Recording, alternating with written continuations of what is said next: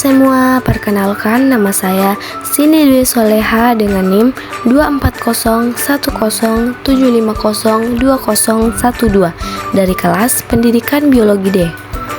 Di video kali ini, saya akan membahas tentang morfologi daun pisang atau dengan nama ilmiahnya yaitu Musa paradisica.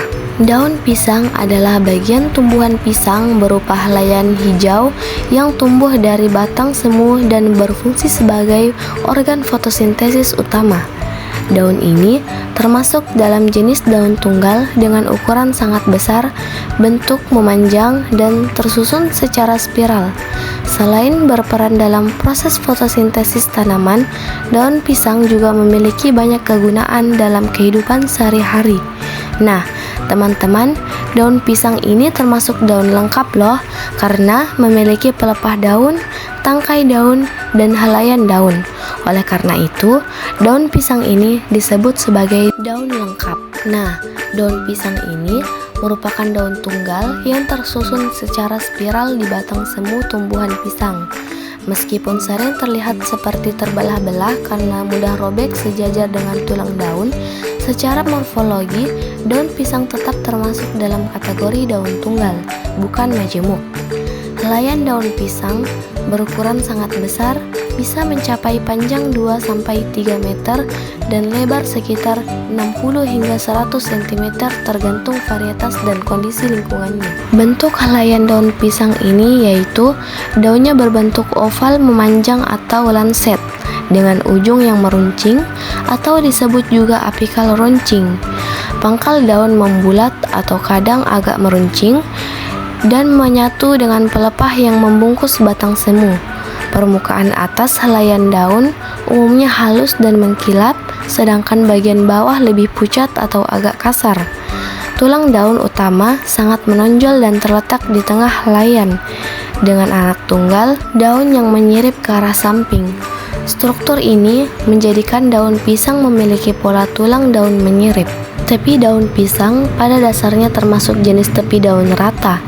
Namun, karena struktur helaian daunnya yang lebar dan jaringan yang lembut, daun pisang sangat mudah robek secara alami sejajar dengan tulang daun.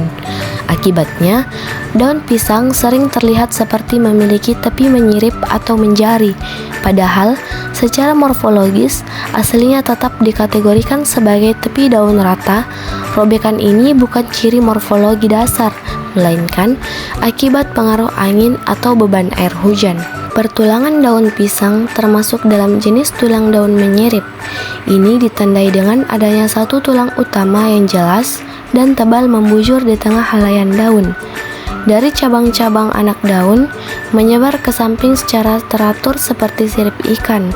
Struktur pertulangan ini memberikan dukungan pada helaian daun yang sangat lebar, meskipun tetap membuatnya mudah robek karena jaringan antar tulang dan cukup rapuh. Kemudian pelepahnya. Pelepah daun pisang ini berfungsi sebagai penopang dan juga bagian yang membentuk batang semu. Pelepah ini cukup kuat loh dan menyatu dengan bagian pangkal daun dengan warnanya yang bervariasi antara hijau, merah, hingga keunguan tergantung jenisnya. Tangkai daun atau petilode pada pisang sangat pendek atau bahkan tampak tidak ada karena pangkal daun langsung menyatu dengan pelepah. Keseluruhan, struktur ini memberikan ciri khas yang sangat mudah dikenali pada tumbuhan pisang. Tidak hanya secara biologis, daun pisang juga memiliki berbagai fungsi praktis dalam kehidupan sehari-hari. Di banyak budaya, daun pisang digunakan sebagai pembungkus makanan karena sifatnya yang besar, lebar, dan tahan panas. Beberapa makanan tradisional seperti lontong, lemper, dan pepes menggunakan daun pisang sebagai pembungkus alaminya. Selain itu, dalam kegiatan adat atau keagamaan, daun pisang kerap digunakan sebagai pelengkap upacara atau simbol kesuburan dalam kesejahteraan.